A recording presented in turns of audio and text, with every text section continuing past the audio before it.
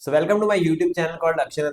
Today we are going to learn about internals of Remember, Saveable and Saver. So in the last two videos, we already learned about how this Remember Saveable is working and how you can create your custom saver, what is this saver and how to use it, right? So I'll quickly show you the code as well. So this is what we have done so far, that we use the Remember Saveable, we create our own saver, and we use this saver using a remember saveable as well, right? So if you haven't seen those two videos, I would really suggest you to go and see those two videos first and then come to this again, so you'll quickly understand the internals of it, right?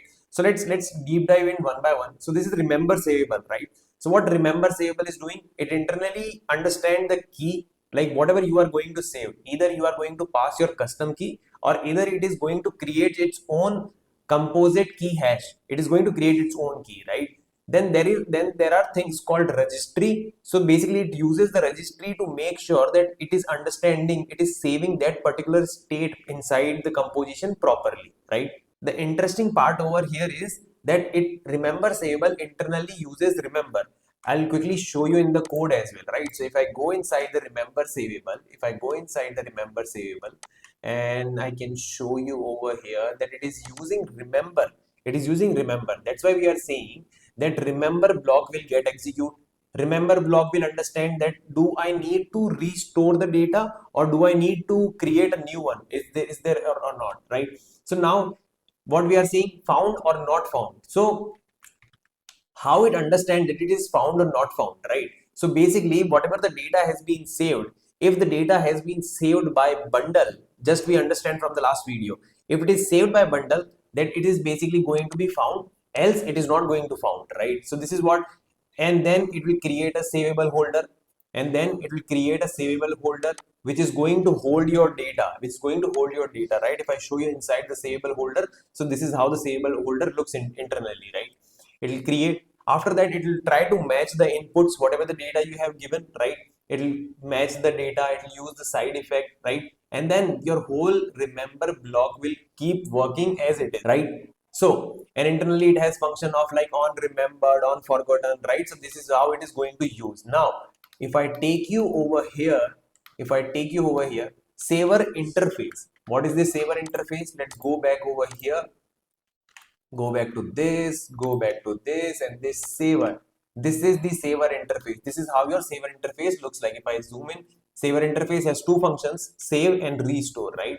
So if I show you over here, saver has two things. One is two different operations, basically save and restore. So whenever your screen rotation is happening, your orientation chain is triggering, then it will save the data and then it will extract out the data using restore function, right? So this is how the saver thing looks like, right? Now if I go over here is save flow configuration change, right? So system trigger the orientation change, right? That's the first thing happens, right? Just after that, your savable state registry will start saying that, okay, what is the value? Let's provide the value and then let's trigger the save.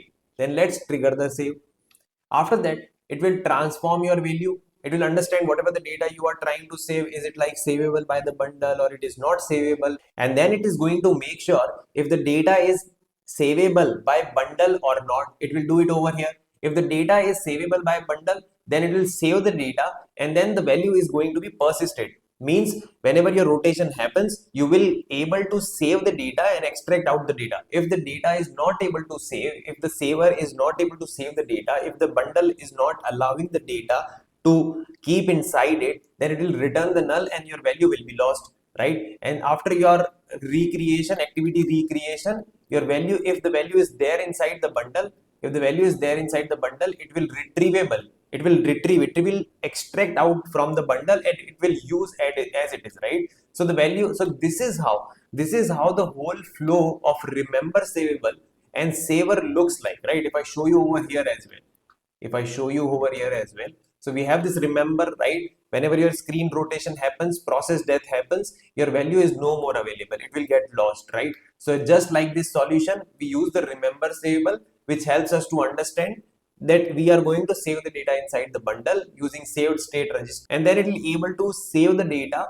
So this is how the whole logic looks like, right? So now I'm pretty sure that from all these videos, remember savable, custom saver, and this video, you have a proper understanding of all this concept, right? So if you like these videos, please make sure you are liking, you are commenting, you are subscribing, and we'll be talking a lot more about Jetpack Compose. See you in the next video.